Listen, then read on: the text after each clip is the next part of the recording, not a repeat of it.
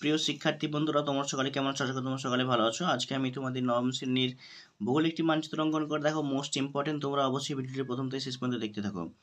আজকে আমরা আলোচনা করব ভারতের বৃহত্তম তৈল খনি, পশ্চিম ভারতের একটি তাপবিদ্যুৎ কেন্দ্র, তামিলনাড়ুর একটি লোহা খনি, ভারতের একটি টার্সিয়ারি যুগের কয়লা খনি এবং দক্ষিণ ভারতের একটি পারমাণবিক বিদ্যুৎ কেন্দ্র।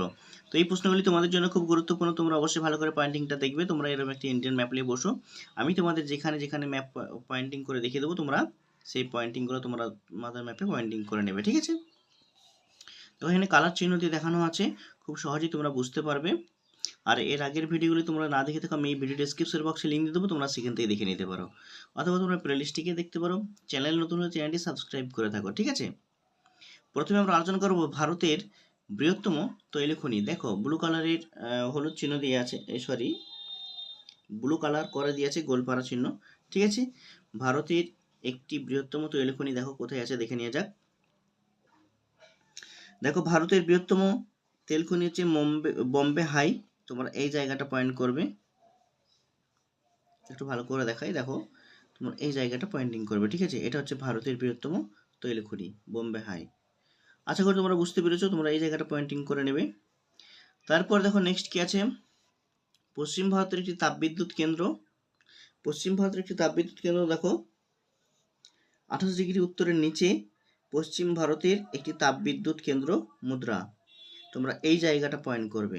তোমরা বুঝতে পারছো কিনা কমেন্ট করো, ঠিক আছে? তোমরা এই জায়গাটা সুন্দরভাবে পয়েন্টিং করে নেবে। তারপর নেক্সট কি আছে, দেখো তামিলনাড়ুর একটি লোহা খনি। তামিলনাড়ুর একটি লোহা খনি দেখো, তামিলনাড়ুর একটি লোহা খনি হচ্ছে সালেম।